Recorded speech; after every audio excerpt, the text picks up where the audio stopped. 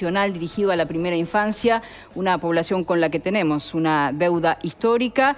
Y ahora vamos a hablar de lo que ha sido la reunión de una delegación del PIT-CNT con el presidente de la República.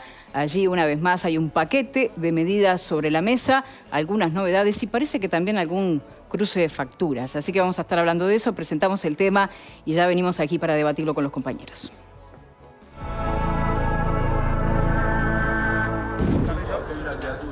Buenas. La central sindical sostiene que a algunos sectores les está yendo bien, mientras que hay gente pasándola mal. No tiene absolutamente nada de malo que un país busque hacer un retoque tributario temporal, como planteamos nosotros, que de alguna manera le genera a quien más riqueza está acumulando tirar una mano para resolver esas cuestiones. Algunas propuestas fueron anticipadas el 1 de mayo. El PIT-CNT le entregó un documento al presidente que incluye aumento transitorio de impuestos, aumento de asignaciones familiares, extensión de los jornales solidarios, aumento del salario mínimo nacional, aumento de la inversión pública en infraestructura, entre otras propuestas. Un retoque importante en el salario mínimo nacional es clave. Del mismo modo que si no queremos perder un 37% de los nuevos trabajos generados, la prórroga, digamos, en condiciones adecuadas de los jornales solidarios es clave. El PIT-CNT espera una respuesta rigurosa del gobierno, dijo Abdala. Concluyó que el planteo de fondo es que haya mayor intervención del Estado para la distribución de la riqueza. Además, el presidente del PIT-CNT manifestó que percibe cierto clima de persecución sindical en relación a expresiones de dirigentes del oficialismo. Por lo menos en algunas cuestiones uno esperaría que alguno de los planteos caminen. Muy bien, y allí teníamos enumerada alguna de estas medidas. Algunas ya las conocíamos porque, bueno, el 1 de mayo, en el acto del Día de los Trabajadores, fueron enumeradas, pero aparecen algunas novedades como la tan dichosa financiación. Un punto que, por ejemplo, faltaba a las medidas que fueron presentadas hace días atrás por el Frente Amplio. Y voy a comenzar contigo, Valeria.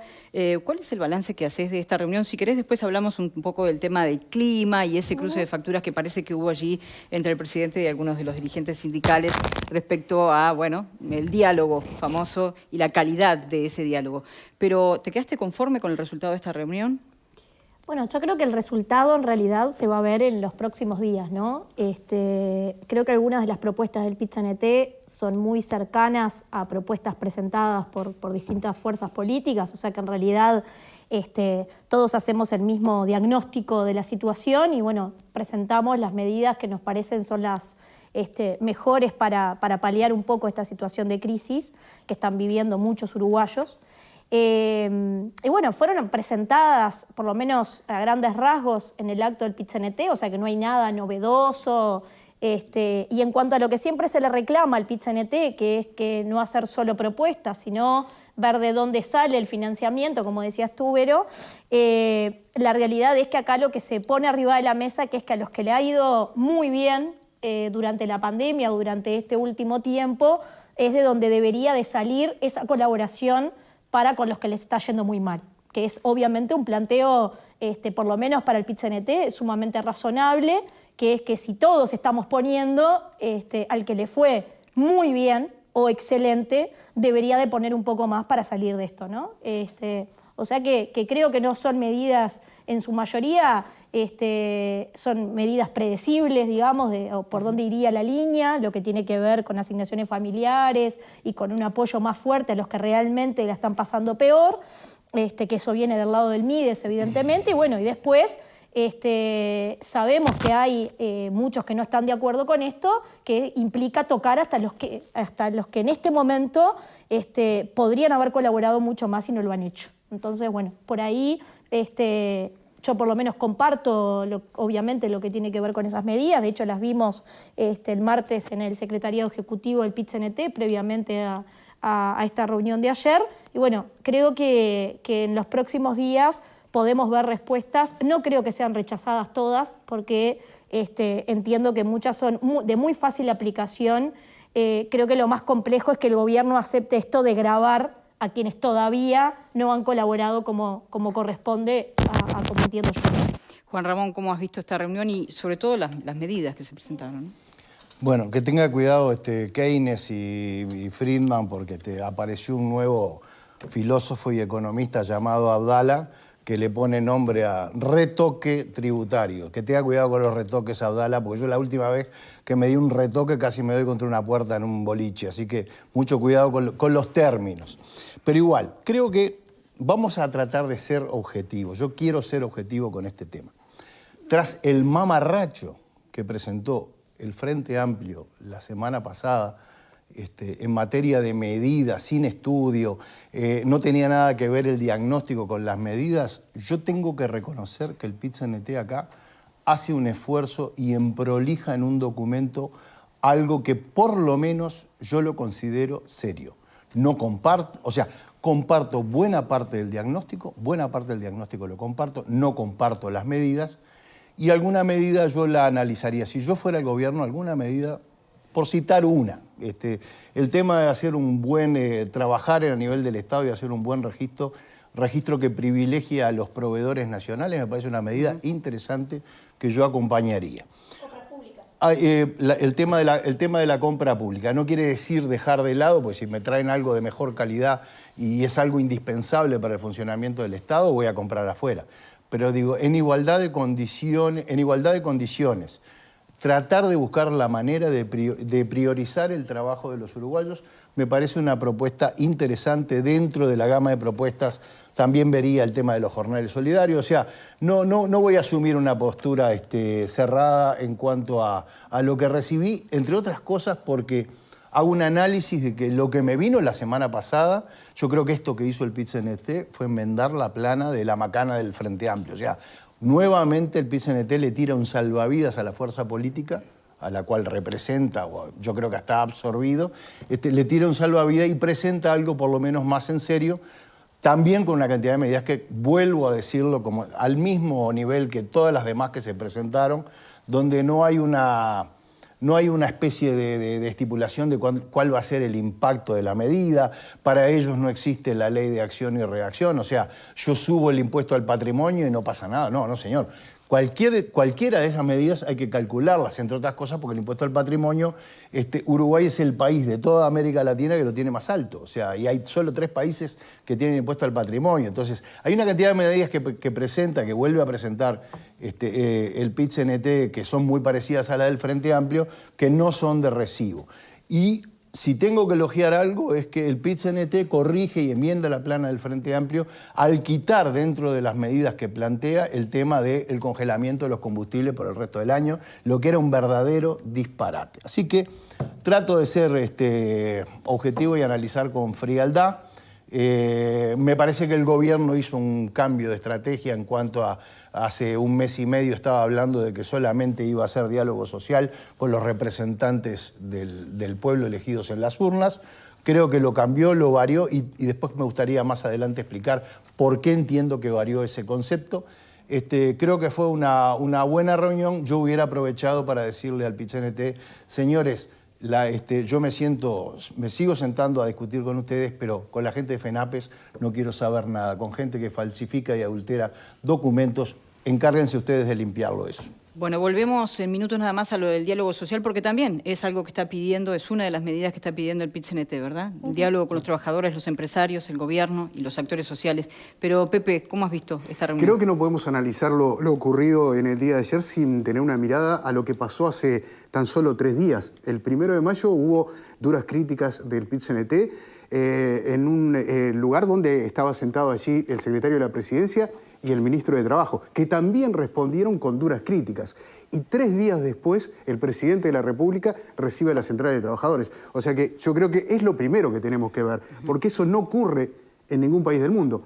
Primero, no ocurre en ningún país del mundo que la oposición, desde el punto de vista del movimiento sindical, tenga en las primeras filas sentadas al secretario de la Presidencia y al ministro de Trabajo. Que le hagan una crítica, que la tomen, que la contesten y que 3 días después se reúnan. Entonces, eso para mí es fundamental. Es el Uruguay que sigue funcionando. Es el presidente de la República que dice, vengan, los voy a escuchar, soy el presidente de todos. Y es la Central de Trabajadores que no tira las medidas sobre la mesa y dice, bueno, resolvelas y cuando tengas una respuesta la comunicás. No, la quiero escuchar, quiero estar ahí presente. Eso, ese encuadre, ese contexto para mí es fundamental para entender lo que después puede llegar a ocurrir.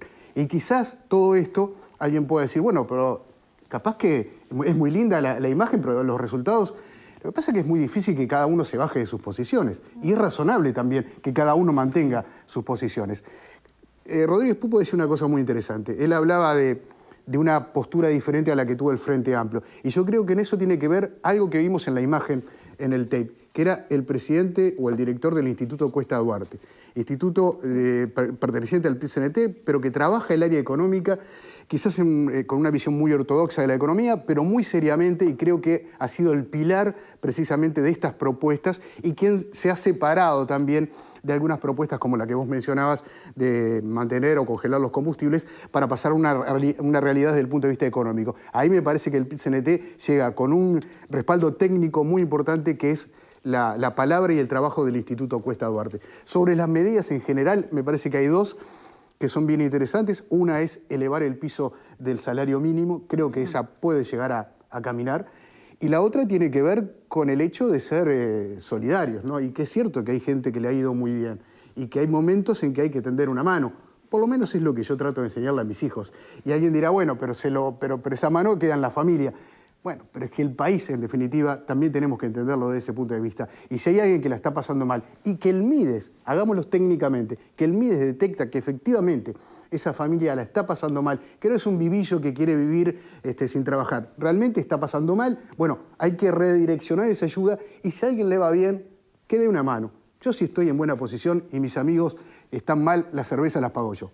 Vamos a volver sobre ese punto, pero Pablo, una impresión general y ya vamos a debatir, bueno, ¿quién sería el que tiene que ser solidario y cómo? Porque también hay aquí una fórmula que vamos a ver... Pues ahí donde viene mi discrepancia. Ya la veíamos venir. Más de lo mismo, más de lo mismo. Una bomba de humo que tiran en torre ejecutiva después de un discurso, como decía Pepe y Juan Ramón también, un tanto duro hacia el Poder Ejecutivo, donde se lo trató de un gobierno represor, se lo comparó con un gobierno en época de dictadura, hambreador, que el presidente se subía el sueldo y bajaba los sueldos de los trabajadores. Falacias todas, disparate lo que salió justamente en ese discurso, para llamarlo de una forma poco ortodoxa, en la cual el presidente de la República igual los recibe.